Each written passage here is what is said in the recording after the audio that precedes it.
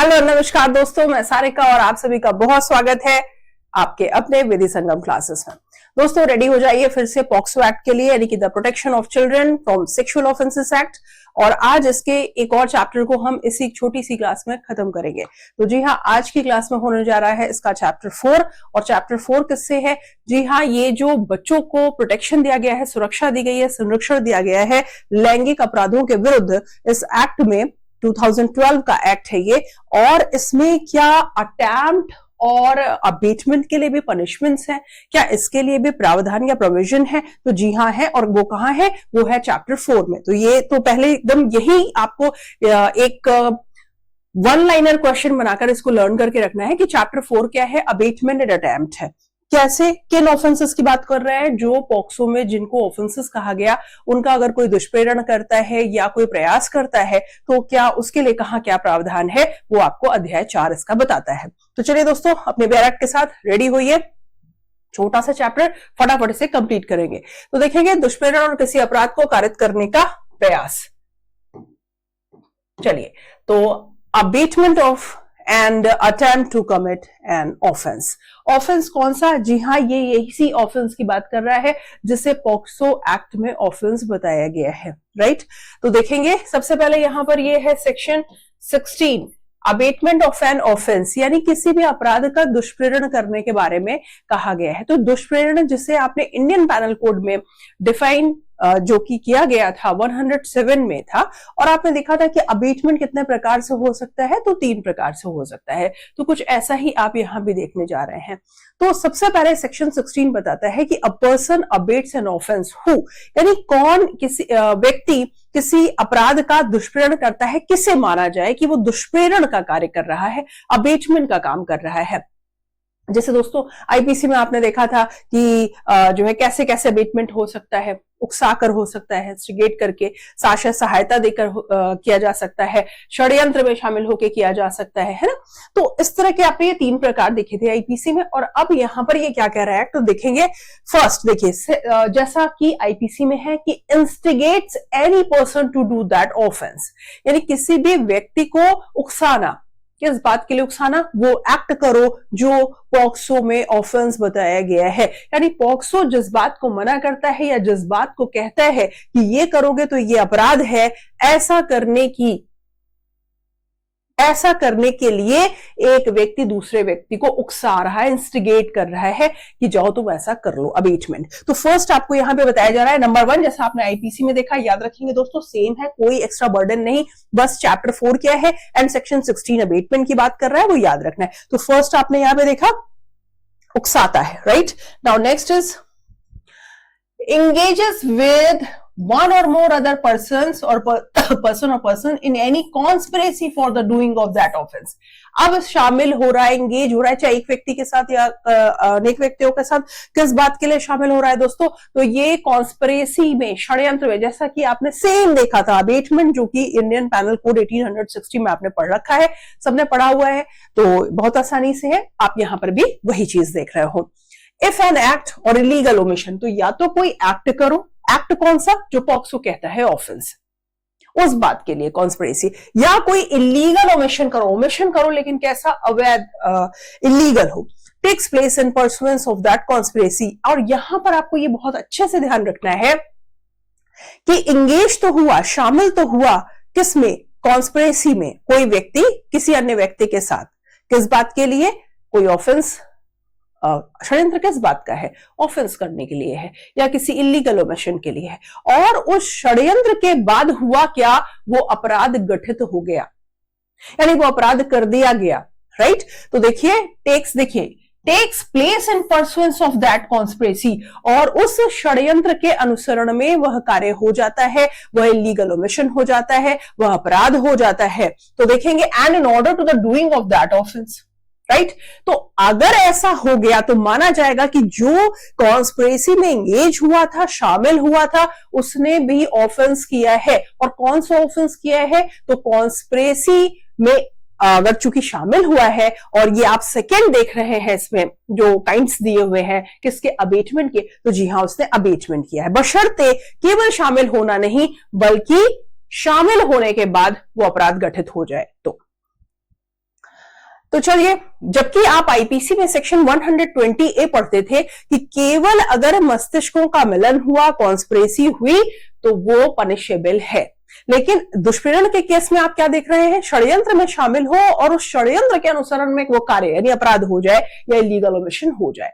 Right दोस्तों, तो देखिए नाउ थर्डली, जैसे मैंने आपसे बताया, first is instigation, second is engages in the conspiracy and third is what, intentionally aids. ये देखिए, साक्ष्य सहायता किया, किस बात के लिए साक्ष्य सहायता कर रहा है, अपराध के लिए, बाय एनी एक्ट और illegal omission the doing of that offence. मतलब किस बात के लिए सहायता कर रहा है, सहायता इस बात के लिए कर रहा है कि चलो मैं तुम्हें हेल्प करूंगा, मैं तुम्हें एड दूंगा, तुम वो ऑफेंस करो। कौन सा ऑफेंस, जिसको कि पॉक्सो एक्ट कहता है कि ये ऑफेंस है, या कोई इलीगल ओमिशन। और इलीगल ओमिशन भी कैसा, जो पॉक्सो एक्ट में होने बताया हुआ कोई अपराध जो कॉन्स्टिट्यूट करता हो, तो उस अपराध के लिए किए जाने में किसी कार्य या अवैध लोग द्वारा साक्ष्य सहायता करता है, तो जिससे वो कार्य आसानी से हो जाए, इसलिए वो इंटेंशनली, ऐसे नहीं कि भूल चूक से हो गया भाई, साक्ष्य सहायता किया है। ठीक है, तो ये क्या करता है, दुष्प्रेरण करता है। नंबर 1, उकसाया अपराध करने के लिए, यानी इंस्टिगेट किया, ये अबेटमेंट है। नंबर 2, उसने क्या किया, एंगेजेस इन दी कॉन्स्पिरेसी, किस बात के लिए, ऐसा ऑफेंस हो जाए आगे और या इलीगल ओमिशन हो जाए, जो पॉक्सो, सारी बात पॉक्सो के लिए है। ठीक है, तो भी उसने अबेटमेंट किया। And third is intentionally aids, अगर उसने साक्ष्य सहायता कर दी, किस लिए, कि अपराध हो जाए या इलीगल ओमिशन हो जाए, तो दोस्तों उसने अबेटमेंट किया है। नाउ नेक्स्ट, अब इसमें एक एक्सप्लेनेशन है। A person who by willful misrepresentation or by willful concealment of a material fact, अगर देखिए यहां ये कह रहा है कि कोई इच्छा के साथ, अपनी इच्छा के साथ, या तो दुर्व्यपदेशन कर रहा है, मिसरिप्रेजेंट कर रहा है, रिप्रेजेंट कुछ और बता रहा है ना, या कंसीलमेंट, छिपा रहा है। राइट, क्या छिपा रहा है, ऑफ अ मटेरियल फैक्ट, किसी तात्विक तथ्य को छिपा रहा है, या उसका मिसरिप्रेजेंटेशन कर रहा है, गलत तरीके से उसे प्रस्तुत कर रहा है, which he is bound to disclose. लेकिन बात यह कि जो ध्यान से सुनेंगे, जो मिसरिप्रेजेंटेशन कर रहा है या जो कंसीलमेंट कर रहा है, उस पर एक ड्यूटी है। और ड्यूटी क्या है, ड्यूटी ये है बाउंड टू डिस्क्लोज, यानी उस मटेरियल फैक्ट के बारे में उसको डिस्क्लोज करना है, सच सच बताना है, उसके बारे में बताना है, और वो इस बात के लिए बाध्य है। लेकिन बाध्य होने के बावजूद दोस्तों वो क्या कर रहा है, मिसरिप्रेजेंटेशन कर रहा है या कंसीलमेंट कर रहा है, छिपा रहा है। तो वो क्या कर रहा है, आगे देखिए, is bound to disclose voluntarily causes or procures or attempts to cause or procure a thing to be done is said to instigate the doing of that offense। अगर दोस्तों उसने ऐसा जानबूझकर स्वेच्छा कारित किया है और उपाप्त करता है, कारित या उपाप्त करने का प्रयत्न करता है, तो ये क्या माना जाएगा कि वह उस अपराध का किया जाना उकसाता है। यानी मिसरिप्रेजेंटेशन किया, कंसीलमेंट किया मटेरियल फैक्ट को, और उस मटेरियल फैक्ट को जिसको कि वो बताने के लिए बाध्य था, तो माना जाएगा कि वो अपराध होने देने के लिए या अपराध या लीगल ओमिशन के लिए वो क्या कर रहा है, उकसा रहा है। क्यों, गलत तरीके से प्रस्तुत कर रहे हो, क्यों, जिससे वो कार्य हो जाए जो नहीं होना चाहिए था। मटेरियल फैक्ट है, तुम्हें बताना चाहिए था, तुम नहीं बता रहे हो, वॉलंटरली विलफुली ऐसा कार्य कर रहे हो, तो क्या कर रहे हो, उकसा रहे हो। राइट, यहां पर क्या माना जाएगा, एक्सप्लेन कर रहा है कि उसे उकसाना, इंस्टिगेट करना माना जाएगा। नाउ नेक्स्ट, अब एक्सप्लेनेशन 2 देखा जाए। Whoever either prior to or at the time of commission of an act does anything in order to facilitate the commission of that act and thereby facilitates the commission thereof is said to aid the doing of that act। अगर कोई या तो किसी कार्य के किए जाने से पहले या किए जाने के समय, देखिए सहायता कैसे हो सकती है, सहायता हो सकती है उस एक्ट को किए जाने के पहले हो, या कार्य जब किया जा रहा हो उस समय हो, या कार्य किए जाने को सुकर बनाने के लिए कोई और कार्य कर रहा हो, ऐसा किसी भी दौर पे कर रहा हो। सुकर बनाने के लिए कोई कार्य करता है तो क्या माना जाएगा, सुकर बनाता है तो उस कार्य के किए जाने में वो माना जाएगा कि उसने सहायता की है, सहायता करता है, पूर्व में कर रहा है या उसके समय कर रहा है या उसके बाद भी कर रहा है, मान लीजिए कि जिससे अपराध हो जाए, अपराध छिप जाए, यानी पूरा एक्ट कंप्लीट हो जाए, सुकर बना रहा है, आसान कर रहा है, तो कर क्या रहा है, वो सहायता कर रहा है दोस्तों। राइट, चलिए आगे देखा जाए। एक्सप्लेनेशन 2 आपने देखा, अब एक्सप्लेनेशन 3 क्या कहता है। Whoever employ harbors, receives or transports a child by means of threats or use of force or other forms of coercion, abduction, fraud, deception, abuse of power or of a position, vulnerability or the giving or receiving of payments or benefits to achieve the consent of a person having control over another person for the purpose of any office under this act is said to aid the doing of that act. अब यहाँ पर भी ये explanation 3 भी बात कर रहा है कि इन कार्यों के माध्यम से भी यही माना जाएगा कि उसने सहायता की है। क्या किया है इसने? ये ऐसा व्यक्ति है जिसने बालक को इस एक्ट के अधीन किसी अपराध के लिए, ठीक, धमकी या बल प्रयोग या प्रपीड़न के अन्य माध्यम से, किस माध्यम से, और पर्पस क्या है? पर्पस है अधिनियम के अधीन अपराध के प्रयोजन से धमकी, बल प्रयोग, प्रपीड़न के अन्य माध्यम से क्या क्या किया है? अपहरण किया है, कपट, प्रवंचना, शक्ति या स्थिति के दुरुपयोग, भेद्यता, संदायों को देने या प्राप्त करने या अन्य व्यक्ति पर नियंत्रण रखने वाले किसी व्यक्ति की सहमति प्राप्त करने के लिए फायदों के माध्यम से भर्ती परिवहित करता है, आश्रय देता है या उसे प्राप्त करता है, उसको उस कार्य के करने में सहायता करता है, कहा जाता है। यानी ऐसा ऑफेंस करने में, और अपहरण कर रहा है, कपट, प्रवंचना, शक्ति, और जो भी उसकी शक्ति उसका दुरुपयोग कर रहा है, किसकी बात के लिए कर रहा है? कि अन्य व्यक्ति पर नियंत्रण रखे या उसकी किसी बात के लिए सहमति प्राप्त कर ले। तो यही माना जाएगा, क्या माना जाएगा? कि वो पॉक्सो एक्ट के तहत जिसे ऑफेंस बताया जा रहा है उसको करने में वो सहायता कर रहा है। चलिए आते हैं, देखेंगे नेक्स्ट सेक्शन है सेक्शन 17 जो कि पनिशमेंट फॉर अबेटमेंट बताता है। आपने 16 में पूरा अबेटमेंट पढ़ लिया विद एक्सप्लेनेशंस, एक्सप्लेनेशन 1 2 3 इनको अच्छे से एक बार आप और रीड करिएगा, और बाकी आपने सेम टू सेम जैसा आईपीसी में देखा था कि जो टाइप्स ऑफ द अबेटमेंट थे, है ना, वही आपको यहां भी मिल रहे हैं। तो कोई बहुत प्रॉब्लम तो है नहीं, वो तो आप आसानी से कर लेंगे। आपको याद रखना है सेक्शन 16 में अबेटमेंट के लिए। अब उस अबेटमेंट के लिए पनिशमेंट नेक्स्ट सेक्शन 17 में है, पनिशमेंट फॉर अबेटमेंट। तो भाई अगर ऐसा किसी ने दुष्प्रेरण किया है और वो अगर abets any offence under this act, if the act abetted is committed, और जैसा दुष्प्रेरण किया और दुष्प्रेरण के बाद जिस बात के लिए दुष्प्रेरित किया गया है, जिस अपराध के लिए दुष्प्रेरित किया गया है, अबेट किया गया है, वो अपराध गठित हो जाए, यानी हो जाए वो committed in consequence of the abetment, उस अबेटमेंट की वजह से, यानी कि उकसाया या तो सहायता की या षड्यंत्र में शामिल हुआ और उसकी वजह से वो अपराध हो गया तो उसको मिलेगी पनिशमेंट। क्या पनिशमेंट है? Shall be punished with punishment provided for that offence. Same मिलेगा तुमको, तुम कहीं से कम नहीं हो।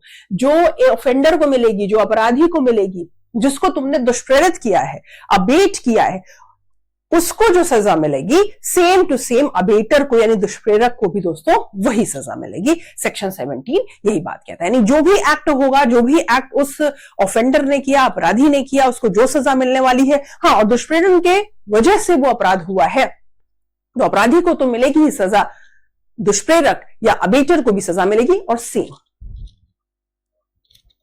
Explanation: An act or offense is said to be committed in consequence of abatement when it is committed in pursuance of this instigation or in pursuance of the conspiracy or with the aid which constitutes the abatement.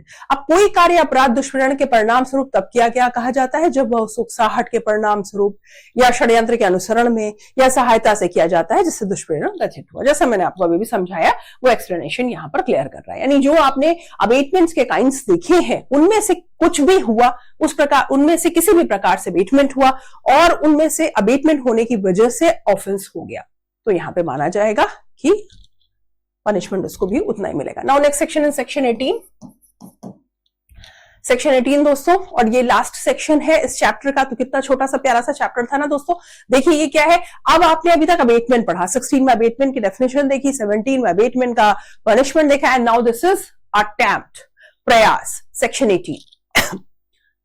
18 punishment for attempt to commit an offence. अब सीधे याद रखिएगा, दो section आपने abetment देख लिए, 18 में क्या है, अटेम्प्ट है, और साथ में देखिए पनिशमेंट भी यहीं पर है ना, पनिशमेंट भी यहीं पर है।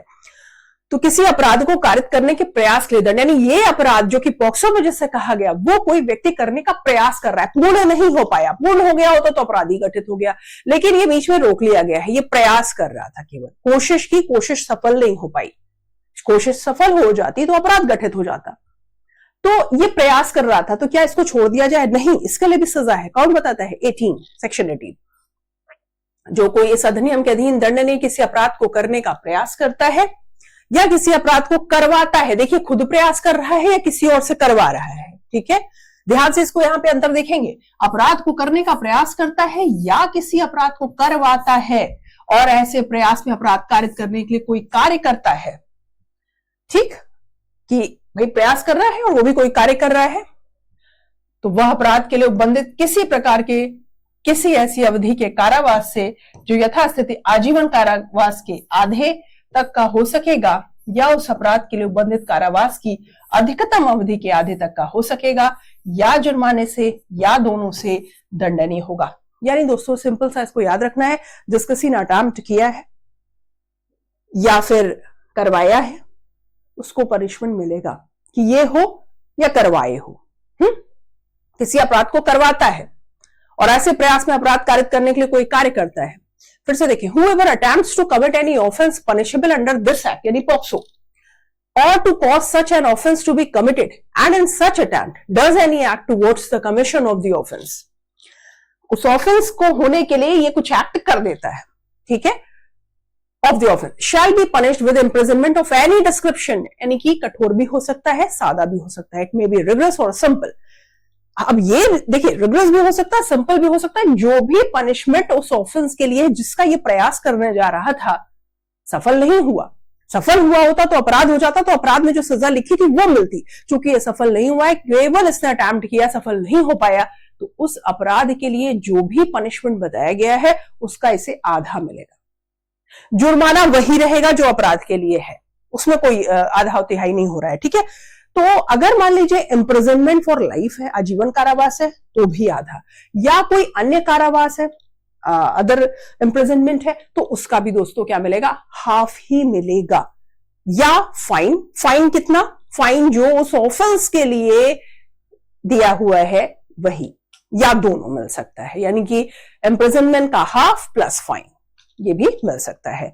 तो यह, और अच्छा एक बात आपके दिमाग में आ रहा होगा कि मैम आजीवन कारावास की अगर बात हो रही है तो आजीवन कारावास का हम हाफ कैसे निकालेंगे, क्योंकि आजीवन कारावास की अवधि तो होती है कि जब तक मृत्यु नहीं हो जाती, या टिल द लाइफ या टिल द डेथ, जब तक कि जीवन है या फिर जब तक कि मृत्यु नहीं हो जा रही है। तो आपको आपने पढ़ा था सेक्शन 57 ऑफ द आईपीसी कि अगर आजीवन कारावास की आपको भिन्न निकालनी है तो आप वहां पर इम्प्रिजनमेंट फॉर लाइफ का मतलब क्या समझते हैं, आप समझते हैं 20 ईयर्स। क्यों, सिर्फ और सिर्फ फ्रैक्शन निकालने के केस में। अगर भिन्न निकालना है, कहीं भी कह दिया किसी ने कि आजीवन कारावास का आधा मिलेगा इसको, या आजीवन कारावास का 1/4 मिलेगा, तो क्या माने आजीवन कारावास की अवधि, तब वहां 20 ईयर्स कोर्ट मानता है, और फिर 20 ईयर्स का आप हाफ निकाल सकते हैं जो कि 10 ईयर्स आएगा, राइट।